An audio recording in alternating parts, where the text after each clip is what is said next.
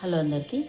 ఇవాళ నేను బగారా బైగన్ లేదా మసాలా వంకాయ ఎట్లా వండుతారో చూపిస్తా.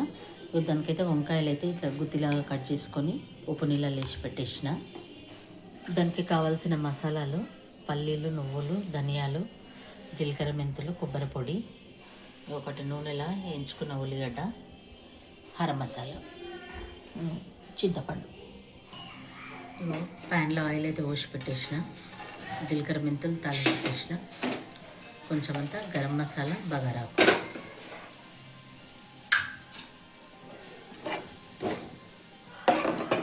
ఎర్రగా అయినాయి.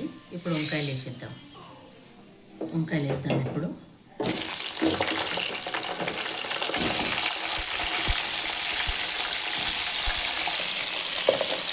పచ్చిమిర్చి వేద్దాము.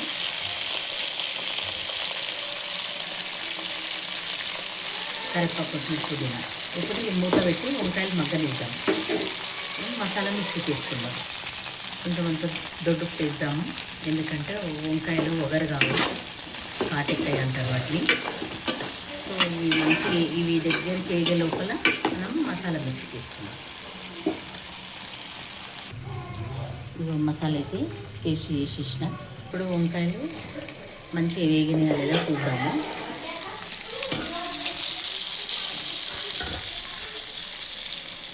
వంకాయలు అయితే మంచిగా వేగినాయి. ఇప్పుడు దీంట్లో ఉప్పు ఆల్రెడీ నేను వేసిన, కొంచెం అంత అల్లం పేస్ట్, ఆ తర్వాత పసుపు. ఈ స్పూన్ తోటి 4 స్పూన్ల కారం వేసిన.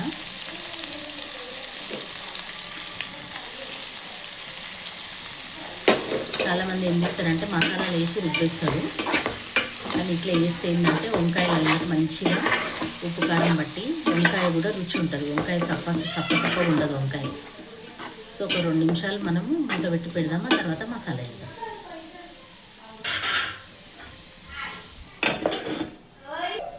సో ఇప్పుడైతే మసాలా వేసేస్తున్నాను నేను. వంకాయలకు ఉప్పు కారం అంతా మంచిగా పట్టింది. సో మసాలా వేసేసిన తర్వాత ఒకసారి కలుపుదాము.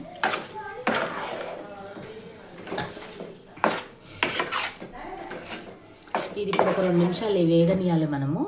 ఒక 2 నిమిషాలు వేగిన తర్వాత చింతపులుసు పోద్దాం. చింతపులుసు పోసి మంచిగా అది కొంచెం మసిలినాక స్టవ్ ఆఫ్ చేసేస్తే మసాలా వంకాయ రెడీ. సో కొంచెం లూజ్ అవుతుంది మనం చింతపులుసు పోస్తే. సో అన్నంలో కలుపుకొని తినడానికి మంచిగా ఉంటుంది. సో మసాలా వంకాయ అయితే రెడీ అయిపోయింది. చింతపండు రసం కూడా పోసేసిన. కొంచెం కరివేపాకు, కొత్తిమీర చల్లేసుకున్నాము. సో మసాలా వంకాయ. ఇప్పుడు దీని కాంబినేషన్ బగారా రైస్ చేస్తా. ఇవాళ సండే. సో మసాలా వంకాయ, బగారా రైస్, మటన్. సో మీ అందరికీ ఈ రెసిపీ నచ్చితే లైక్, షేర్, సబ్స్క్రైబ్ చేయండి. కామెంట్ కూడా చేయండి. ఏమైనా సజెషన్స్ కూడా ఇచ్చేది ఉంటే ఇవ్వండి. సబ్స్క్రైబ్ మాత్రం అందరూ తప్పకుండా చేయండి.